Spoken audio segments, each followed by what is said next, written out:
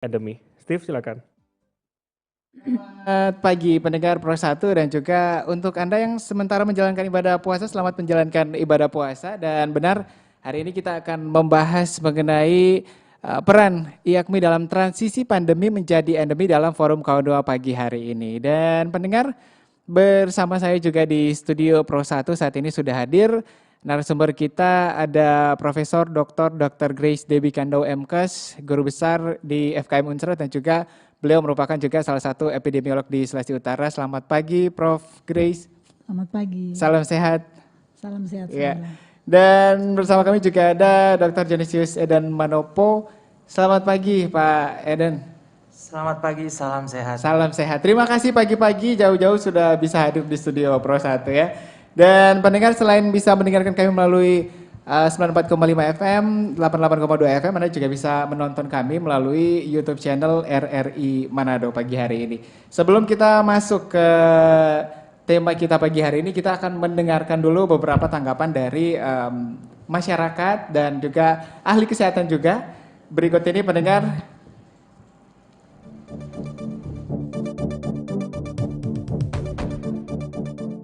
Nama saya Dr. Desi Sumilan sebagai Kepala Puskesmas Mindangan pada saat ini. Yang dimaksudkan dengan pandemi itu sendiri merupakan suatu epidemi yang menyebar ke berbagai benua atau berbagai negara yang umumnya menyerang banyak orang. Epidemi sendiri itu merupakan istilah yang biasa digunakan untuk mengetahui peningkatan jumlah kasus penyakit yang tiba-tiba pada suatu populasi atau area tertentu. Sementara endemi itu adalah merupakan penyakit yang berjangkit pada suatu daerah atau pada golongan masyarakat. Misalnya pada musim penghujan saat ini ada penyakit demam berdarah, penyakit ispa yang biasanya menyerang masyarakat. Itu saja yang bisa saya sampaikan. Terima kasih.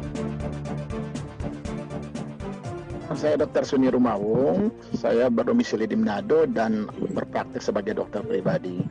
Dalam kesempatan ini saya ingin menjelaskan terkait dengan istilah endemi, epidemi, dan pandemi. Jadi kalau endemi itu semacam penularan penyakit yang hanya terfokus pada suatu daerah, seperti penyakit malaria yang berada di Papua.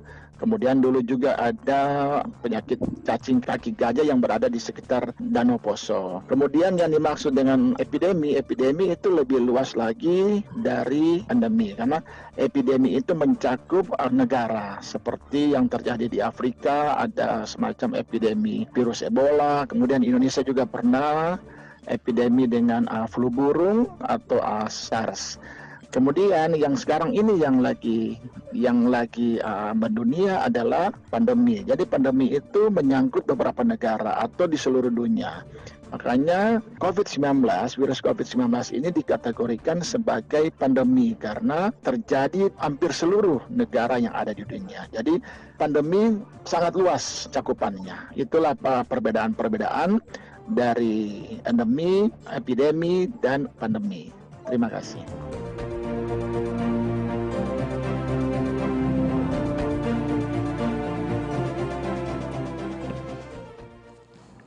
Ya demikian tadi pendengar dan juga narasumber yang di studio Profesor Grace dan juga Pak Eden, itu beberapa tanggapan dari masyarakat yang sudah kami himpun. Tapi mungkin untuk lebih jelas lagi mungkin bisa dijelaskan mungkin Prof Grace mengenai apa itu perbedaan endemi dan juga pandemi, kemudian indikator-indikator mungkin yang dipakai sehingga suatu daerah itu atau satu penyakit itu bisa dikategorikan sebagai endemi.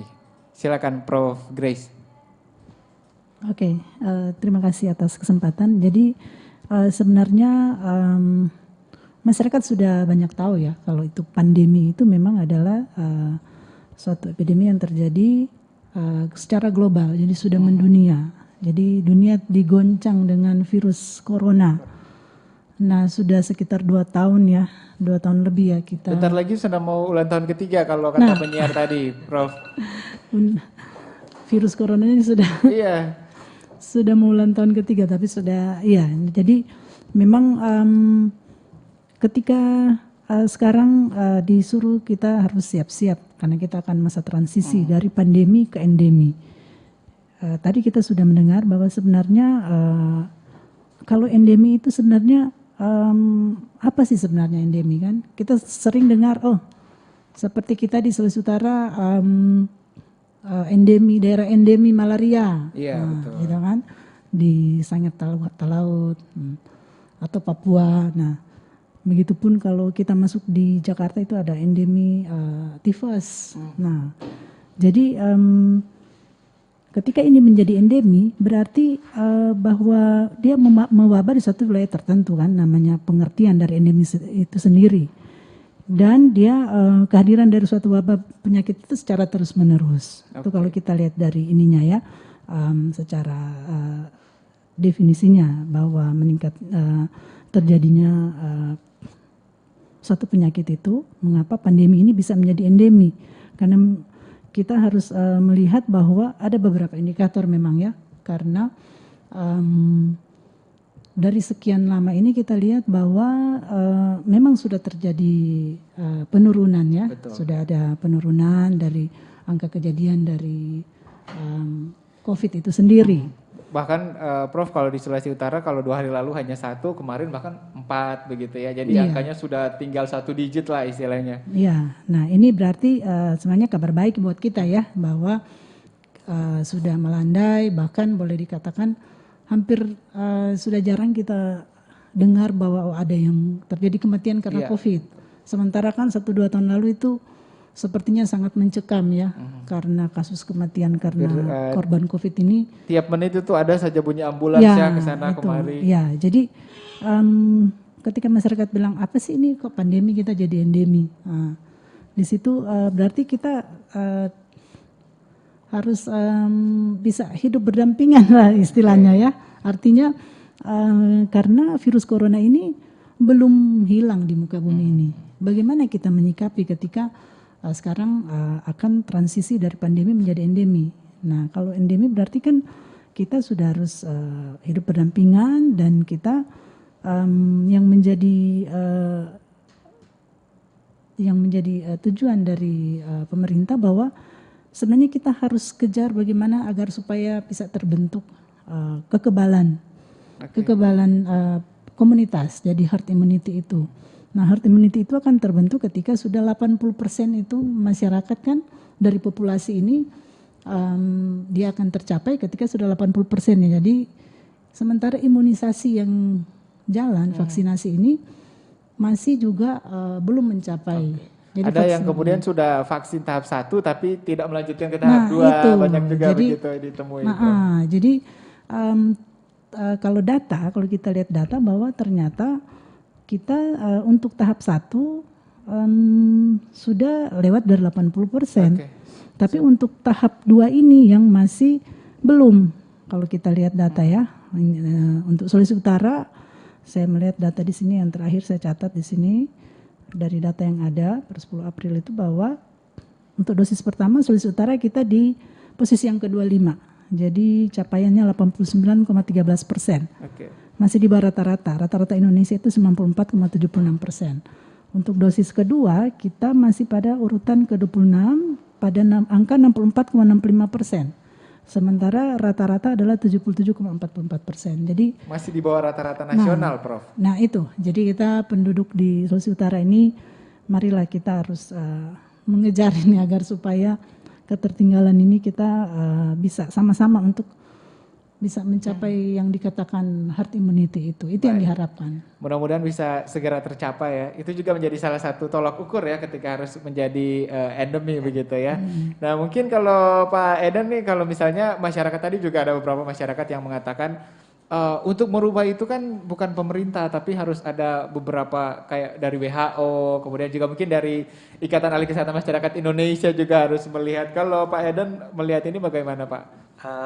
Kalau saya melihatnya karena ini masih dalam era pandemi, berarti ya kita harus merujuk ke Organisasi Kesehatan Dunia. Karena ini berlangsung secara masif di seluruh dunia. Kalau WHO sudah menetapkan untuk menarik ini, berarti itu sudah selesai. Tetapi itu berarti kita harus menunggu sampai semua indikator yang diharapkan itu terjadi di seluruh dunia. Nah, sedangkan kita di sini memang kalau di beberapa daerah, termasuk daerah kita, rata-ratanya sedikit. Tapi rendah, secara keseluruhan Indonesia, kita sudah hampir menyentuh angka 80%.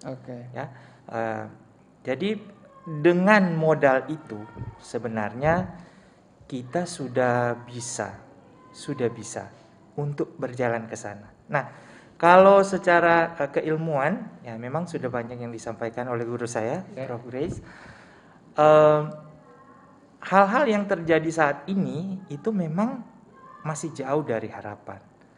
Tetapi kita tidak bisa menunggu lama untuk bisa bereaksi dengan keadaan yang terjadi saat ini.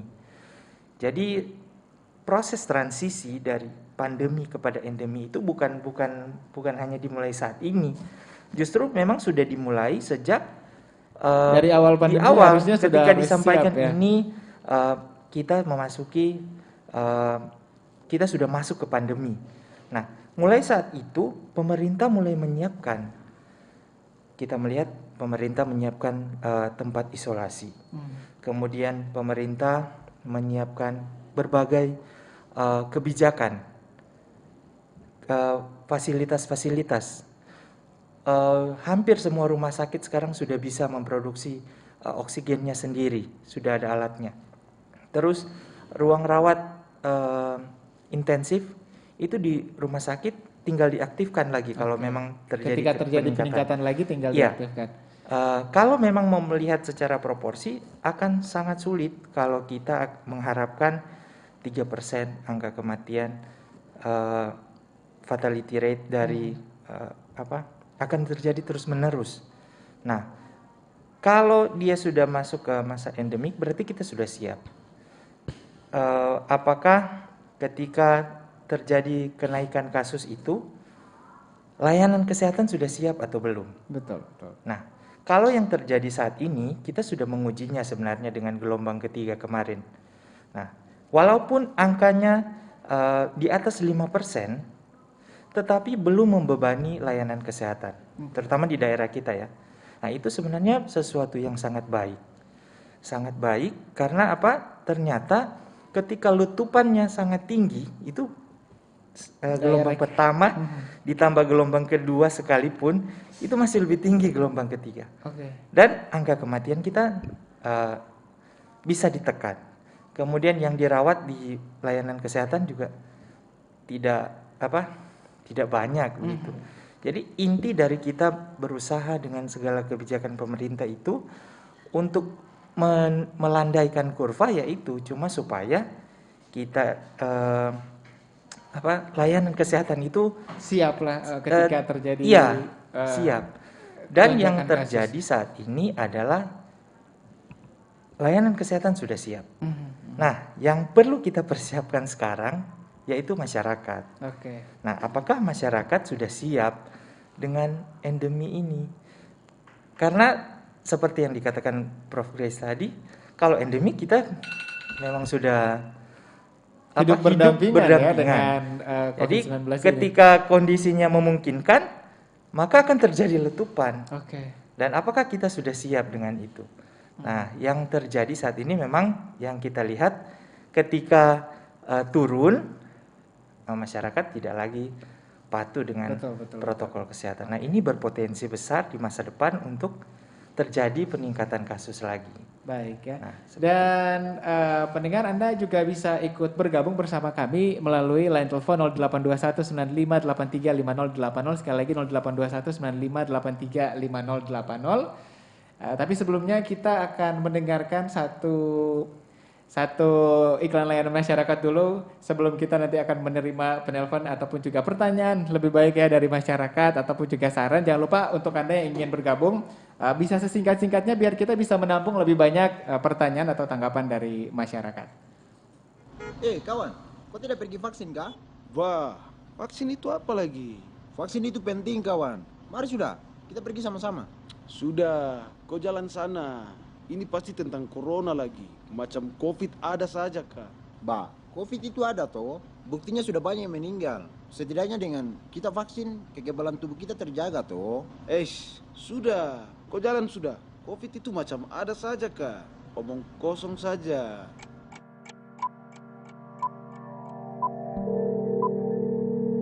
Halo? Halo kawan. Yo. Aduh kawan, saya positif ini. Aduh. Tadi saya periksa baru, katanya saya positif. Aduh, coba waktu itu saya ikut vaksin kah? Mungkin saya sudah tidak kena COVID ini. Aduh kawan, kau sabar saja ya. Semoga cepat sembuh. Aduh, nanti kalau saya sudah sembuh, kau temani saya vaksin kah? Oh iya, siap kawan. Yang penting kau semangat dulu kawan.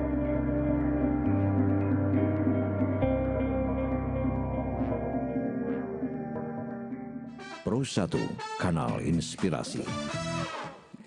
Baik, pendengar, Anda masih bersama kami dalam Dialog Forum Kawan 2 Pagi, masih juga mengangkat topik mengenai peran IAKMI dalam transisi pandemi menjadi endemi. Ini Pak Eden ini juga merupakan Ketua Panitia Musda IAKMI Pengda Sulawesi Utara ya, Ikatan Ahli Kesehatan Masyarakat Indonesia ya. Kapan itu Pak Eden, mungkin sedikit saja mengenai Musda IAKMI ini? Jadi Musda IAKMI ini direncanakan akan dilaksanakan pada tanggal 22 April 2022 dan dilaksanakan secara hybrid. 2022 ini salah satu akan membahas mengenai transisi pandemi menjadi endemi berarti ya. Baik ya. Pendengar, sambil menantikan Anda yang ingin bergabung di 082195835080, sekali lagi saya ingatkan Anda untuk mungkin bisa langsung ke pertanyaan atau tanggapannya, biar kami juga bisa menerima banyak penelpon atau juga tanggapan atau pertanyaan dari masyarakat. Kita langsung ke penelpon yang pertama. Halo, selamat pagi. Selamat pagi. Iya, dengan siapa di mana Pak? Dengan Niko di Minsel. Pak Niko di Minsel. Silakan Pak Niko. Ke Prof dulu, katanya katanya ya, kalau ada virus seperti ini, semakin dia ada virus baru, katanya itu tandanya bahwa virus ini akan semakin hilang. Oke. Apakah itu betul? Dan kedua, dunia ini sudah dilanda oleh virus yang rupa-rupa. Kita lihat dari SARS, avian influenza, Ebola, Black Death yang sangat menakutkan, sehingga merenggut ya Death HIV, flu 18-19. Nah, ketika waktu itu kan informasi kan belum seperti ini, ya, begitu canggih ini. Tapi pertanyaan enggak lalu apa ya? Nah, pertanyaan saya, ketika virus ini muncul pada abad-abad 18, apakah menakutkan seperti ini? Apakah kalau begini informasinya? Virus-virus yang tadi ya Pak Niko ya? Intinya apakah sedahsyat ini informasinya? Sehingga masyarakat itu down. Ketika kita diserang pikiran kita, hati kita pas masyarakat down. Ya, karena ketakutan, apalagi yang nenek-nenek, tete, orang usia lainnya. Justru membuat masyarakat takut karena banyak sekali informasi yang beredar ya Pak Niko. Mental kita pasti akan down. Apakah virus ini ketika muncul di abad 17-18? Sudahlah, era tahun 90-an lah. Ketika informasi IT ini belum terlalu mantap. Di YouTube belum ada, Google belum ada. Apakah seperti ini kira-kira? Baik, nah, Pak Niko. Jadi saya berharap sudahlah, kita mulai berdamai dengan virus ini. Ini akan menjadi endemi. Endemi, pengertian endemi kan ini akan tetap ada sampai kiamat. Oke, terima kasih. Terima kasih Pak Niko di Minsel. Betul ya, nanti seperti kata Prof. Grace, Pak Eden tadi akan hidup berdampingan dengan virus ini. Penelpon selanjutnya di belakang Pak Niko di Minsel 082195835080. Halo, selamat pagi. Ya, selamat pagi. Ya, dengan Bapak siapa di mana Pak? Dengan Yos Armadidi. Oke, Pak Yos di Armadidi, silakan Pak Yos. Tadi saya menanggapi saja ya. Boleh. Komen dari narasumber masalah endemi. Sebenarnya sederhana saja saya mengatakan, apapun itu penyakit, kalau dia panas tinggi pasti orang akan meninggal. Contoh seperti penyakit AIDS, malaria tropika. Kalau dia panas tinggi sudah di sekitar 40 derajat Celcius itu dia pasti akan meninggal dan akan menjadi fatal. Jadi masalah COVID-19 ini mungkin itu penyakit-penyakit yang biasa-biasa. Tapi karena panasnya tinggi, orang bisa akan meninggal. Nah, kemudian dengan WHO, WHO juga saya berpikir, saya menilai itu gagal. Kenapa? WHO melarang harus menjaga kesehatan dunia, tapi dia sendiri menyebarkan perusahaan-perusahaan besar, akhirnya terjadi polusi. Itu juga satu kegagalan. Saya mengukur seperti itu. Terima kasih. Terima kasih Pak Yos. Terima kasih. Selamat pagi juga Pak Yos. Saya Diar Madidi. Satu lagi sebelum ditanggapi oleh narasumber kita pagi hari ini masih di 0821 9583 5080. Jangan lupa topik kita mengenai transisi pandemi menjadi endemi. Di sini juga ada peran IAKMI. Selamat pagi. Halo, selamat pagi. Iya, dengan Pak siapa di mana Pak? Dengan Putra Kobos, Pak Sartono. Oke Pak Sartono, selamat pagi Pak Sartono, silakan. Salam sehat, salam sejahtera, narasumber. Selamat menyongsong Paskah dan selamat menyongsong bulan suci Ramadan. Oke, selamat menjalankan ibadah puasa Pak Sartono. Kekuatan, kesehatan dan panjang umur sehat selalu. Amin. Langsung ke topik. Iya Pak Sartono, silakan. Oke, makasih para narasumber. Apa kabar narasumber? Salam sehat ini. Salam sehat Pak Sartono. Salam sehat kembali. Ya. Bicara topik ini 19 ini memang sangat merasakan juga. Artinya sudah cukup lama kan, mau masuk di 3 tahun. Betul. Dan pertanyaan saya ini, kalau jujur saja, waktu dulu, ini maaf, cuma bagi pengalaman. Dulu itu ada flu burung. Tapi kita flu burung dengan ada penyakit-penyakit lain sebelum flu burung itu mungkin begitu cepat, nyenak terlalu esko. Jadi jujur saja, sehingga lenyap begitu. Oke. Sekarang COVID-19 apalagi punya disertai dengan nanti baru sosialisasi, kadang-kadang punya sosialisasi. Jadi ada terlalu tergesa-gesa orang ambil tindakan sehingga kepercayaan dari masyarakat sudah bukan menghargai pemerintah, bukannya mengikuti ajuan pemerintah. Namun sebagai perantau ke masyarakat bingung menghadapi itu pada waktu itu. Pada waktu awal-awal, apalagi mungkin informasi yang beredar banyak ya Pak Sartono ya? Iya, sehingga dari sana, soalnya ini masyarakat tuh, jadi cuma bilang kita ikuti saja apa yang sudah diberikan oleh pemerintah. Beneran ikuti jauh sampai kapan? Memang ikuti sampai kapan? Jadi itu satu. Yang kedua, kadang-kadang orang dari awalnya setiap situasi yang terjadi, negara terus berbisa sekarang tidak pernah sosialisasi. Cuma itu tekanan sosialisasi dulu baru. WHO juga ini kan manusia, iya kan? Jadi itu mudah-mudahan dengan musnah ini apa DP tujuannya apa semua kasih habis atau bagaimana pindah dengan musyawarah dengan musnah ini. Oke, terima kasih. Selamat pagi Merdeka. Terima kasih Pak Sartono. Selamat pagi juga. Dan sudah ada 3 penelpon untuk Anda yang ingin bergabung nanti di segmen selanjutnya. Kita ke Pak Niko dulu di Minsel. Pertanyaannya ini katanya menurut Pak Niko ada yang beredar mungkin yang dia tahu semakin ada jenis baru, semakin terjadi mutasi virus itu akan hilang. Dan 2 pertanyaannya itu kemudian juga ketika virus-virus yang sebelum-sebelumnya mungkin pandemi atau mungkin menjadi endemi, apakah terpengaruh juga ke mental karena seperti sekarang ini saking banyaknya informasi. Silakan yang akan Prof Grace dulu mungkin. Oke, terima kasih. Jadi memang menyikapi karena perkembangannya teknologi IT ya, jadi media itu begitu penyebaran informasi luar biasa sekali, masif sekali, Prof. Di lain sisi memang begitu cepat ya bisa memberikan informasi, tetapi sebagai masyarakat ya tentunya kita harus memfilter bahwa informasi itu apakah benar. Betul. Jadi jangan menjadi apa istilahnya itu malahan infodemia.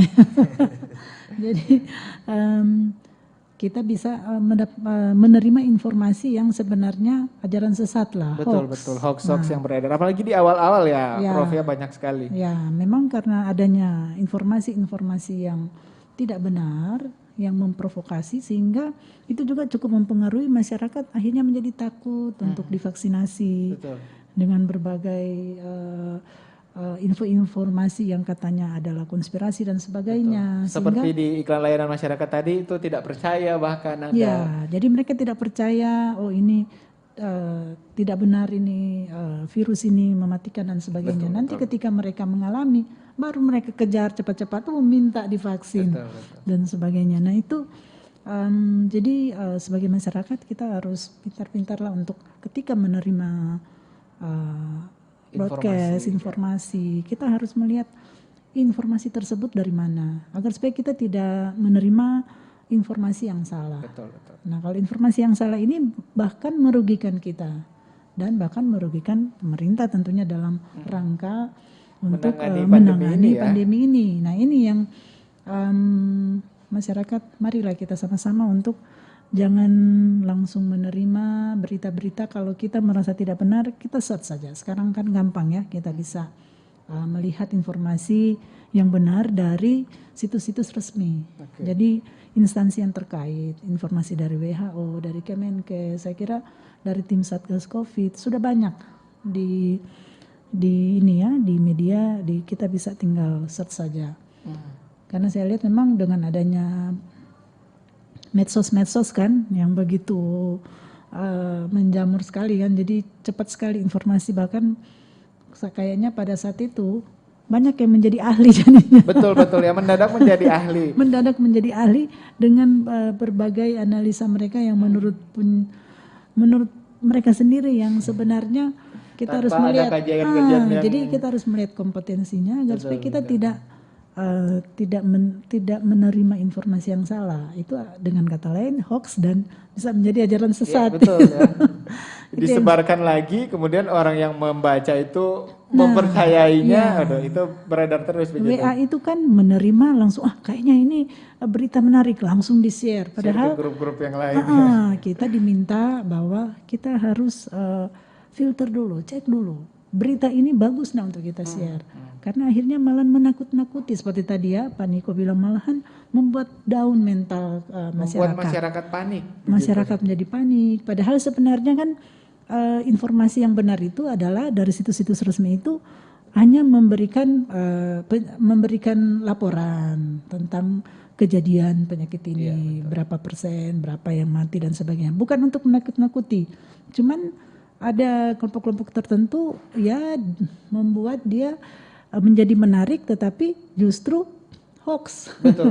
Jadi ataupun juga berita-berita yang media-media juga agar bisa menarik orang untuk membaca juga kadang-kadang memang menggunakan judul-judul yang bombastis begitu ya Prof ya. Iya, jadi itu yang saya kira masyarakat tidak perlu takut, artinya kita tetap waspada, tapi jangan juga kita lengah atau pandang enteng karena virus corona ini belum hilang ya. Meskipun memang sudah ada kebijakan bahwa dari status pandemi kita akan masuk ke endemi, bergeser ke endemi. Meskipun memang tadi kata Pak Edan kan kesiapan kita kan tidak sama ya, setiap negara maupun di satu negara pun setiap daerah juga tidak sama. Seperti tadi kan saya sampaikan, jadi untuk positivity rate-nya, jadi jumlah penyakit kasus yang ada itu kasus baru kita memang sudah rendah. Jadi untuk data di sini kita sudah sulut aja kita tinggal 0,57% ya. Yang penting kita sudah di bawah 5% itu sudah termasuk aman sudah ya, indikator aman. Ya. Case fatality rate juga sudah menurun jauh. Sulut sudah tinggal 2,2%. Jadi memang vaksinasi lengkap juga minimal harus 80%, namun bukan berarti kita ketika sudah divaksin lantas kita tidak melakukan protokol kesehatan. Betul. Nah ini yang sering masyarakat lupa. Seorang kutek sunya ndak status pandemi, so boleh lepas joni masker, lepas ini tidak perlu lagi cuci tangan, dan lain sebagainya. Dan sebagainya. Jadi bukan berarti demikian ya. Jadi kita tetap protokol kesehatan tetap kita jalani. Tetap harus ya. Ya dan mungkin ini yang tanggapan tadi semakin ada jenis baru, semakin bermutasi, masih di Pak Niko ya, virus akan hilang. Mungkin Pak Edan mungkin bisa sedikit menjelaskan. Apakah betul begitu akan hilang virus ini?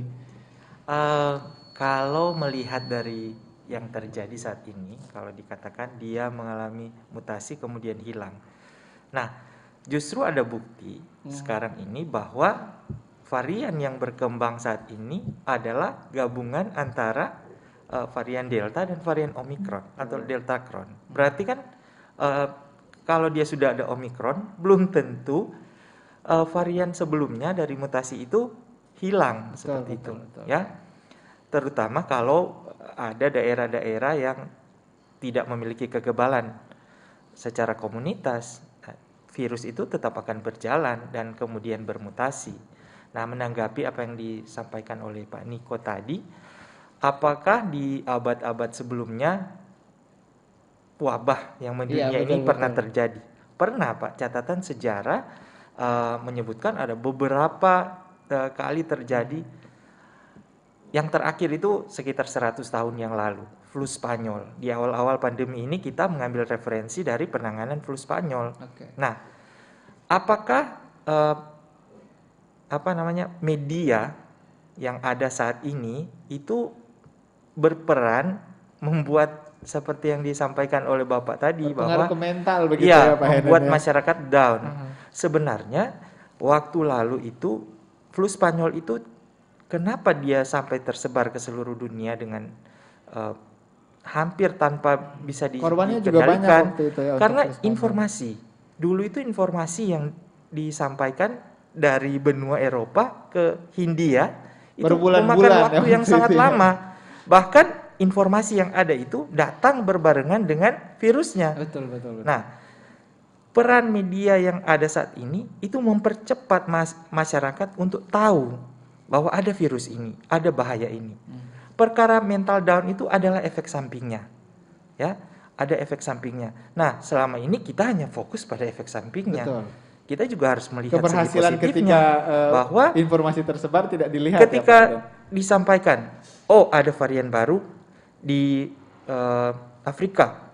Kita di sini sudah bersiap untuk menghadapi adanya varian baru itu. Itu yang seharusnya kita lihat, bukan fokus pada kalau orang Manado bilang, aduh so ada baru lagi, aduh semalas kita mau baca so ada baru lagi. Nah, seperti yang disampaikan Prof tadi, perlu difilter. Keberadaan informasi itu untuk ditanggapi dengan serius, bukan untuk ditakuti seperti itu. Nah, memang ada beberapa oknum yang memelintir, tetapi kita tidak bisa fokus kepada yang memelintir itu. Kita harus fokus kepada seperti yang disampaikan oleh RRI, sudah difilter terlebih dahulu, disampaikan kepada masyarakat supaya siap siaga, bukan untuk menakut-nakuti tujuannya. Kalau memang sampai ke masyarakat dia menjadi takut, ya mungkin itu pada awal-awalnya. Ketika kita memberikan literasi seperti ini kepada masyarakat terus-menerus, lama-lama oh iya ternyata ada jalan keluarnya seperti ini. Ya, saya rasa seperti itu untuk Pak Niko. Ya, Pak Niko, terima kasih ya. Kemudian kita ke Pak Yos di Armadidi. Ini katanya kalau misalnya penyakit apapun itu, kalau panas tinggi pasti bisa mengakibatkan sampai meninggal begitu. Apakah begitu, Prof Grace? Saya kira kalau soal keluhan panas itu tergantung ya, tergantung dari apa kasusnya. Betul. Karena kasus per kasus tentunya kan berbeda, setiap orang tergantung apa yang dia derita ya, karena tiap orang kan berbeda. Kan ini masalahnya kan ketika yang terakhir ini ternyata banyak yang meninggal dari hasil riset, bahwa data menunjukkan bahwa yang banyak meninggal itu adalah mereka yang mempunyai komorbid, mempunyai penyakit-penyakit penyerta lainnya yang ada. Jadi mereka terdiagnosa COVID-nya mungkin tidak terlalu berat, tetapi akhirnya menjadi berat karena diberatkan oleh komorbid itu, penyakit yang ada, memang ada dalam dirinya. Ataupun ternyata sekarang ini didapatkan bahwa dia menjadi berat pada pasien, pada orang yang belum pernah vaksin. Betul. Nah, jadi yang belum pernah vaksin. Kalau seandainya ada yang, ya saya sudah booster tapi kok kena juga. Ya karena, tapi ketika dia kena, dia ringan lah. Nah, jadi itu yang akhirnya sekarang kan rasanya kalau dengar kena COVID tidak seperti yang pertama kan. Kalau pertama awal-awal tahun 2020 ya, 2020 itu Indonesia. 2020 itu rasanya ketika mendengar COVID rasanya itu sudah ada terbayang seperti pasti waduh, meninggal ini mau mati. Fatal ini.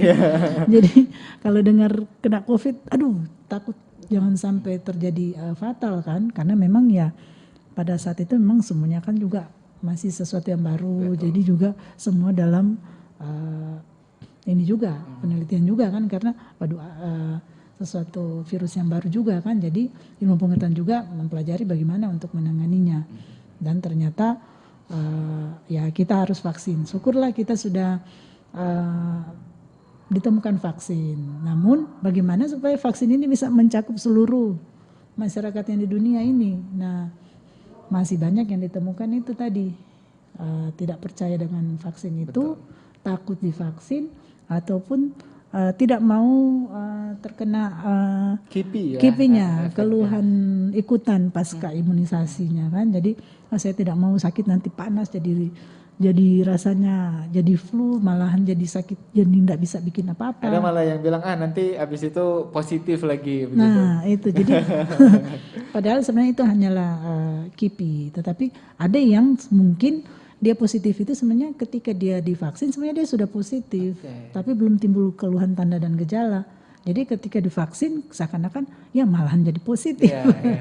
Karena masyarakat kan, seolah-olah gara-gara vaksin, padahal sebenarnya jadi virusnya mempersalahkan sudah ada, vaksinnya itu sendiri, padahal vaksinnya tidak ada masalah. Cuman ketika mereka vaksin ternyata kan tidak diperiksa dulu kan, kalau dia apakah sudah positif atau tidak kan langsung vaksin. Nah itu yang jadi harus diperhatikan lah, jangan sampai akhir-akhir ini kan banyak juga kan yang lalu itu kan ketika vaksin mau digencarkan banyak juga kan orang menyebarkan berita wah malahan mati kalau ketika divaksin. Betul. Ada kasus 1-2 kasus sekian padahal sebenarnya kita harus melihat case per case. Jadi sebenarnya tidak mungkinlah pemerintah bahkan dunia ini kan WHO memberikan vaksinasi dan pemerintah kita sudah memberikan program vaksinasi itu kepada masyarakatnya kan untuk melindungi masyarakatnya agar supaya gimana supaya bisa tetap sehat, agar supaya ketika pandemi ini masyarakat kita kalau sudah divaksin kita akan mencapai herd immunity itu. Nah, tidak mungkin pemerintah menyiapkan vaksinasi yang justru katakanlah itu sampai menghilangkan nyawa masyarakatnya, warganya. Tidak mungkin. Jadi betul. Percayalah bahwa pemerintah tentunya berupaya agar supaya masyarakatnya tetap sehat tentunya. Itulah. Jadi jangan kita ikut menyebarkan berita-berita yang sebenarnya bukan seperti itu. Hanya orang melihat menilai dikambing hitamkan vaksin ini. Betul ya. Hanya ada beberapa 1-2 kasus yang bahkan belum dilihat lebih jauh lagi penyebab kematiannya apa, tapi dikaitkan dengan vaksinasi itu ya. Terima kasih. Ini Pak Sartono juga mungkin sudah cukup terjawab tadi ya apa yang dikatakan oleh Pak En dan juga Prof. Grace ini terkait dengan informasi yang terlalu berlebihan begitu. Kemudian juga kita akan terima lagi penelpon selanjutnya mungkin ya. Masih di nomor telepon yang sama pendengar dan juga masih dengan topik yang sama ini di 082195835080. Forum Kawan Pagi. Selamat pagi. Selamat pagi. Dengan siapa di mana Pak? Dengan Jokowi di Togon. Oke. Kita coba pendek mau tanya pada narasumber. Kira-kira dia proses tahapan ini dari pandemi ke endemi itu bagaimana? Tolong dijelaskan secara ilmiah supaya masyarakat juga mengerti. Oh dia mesti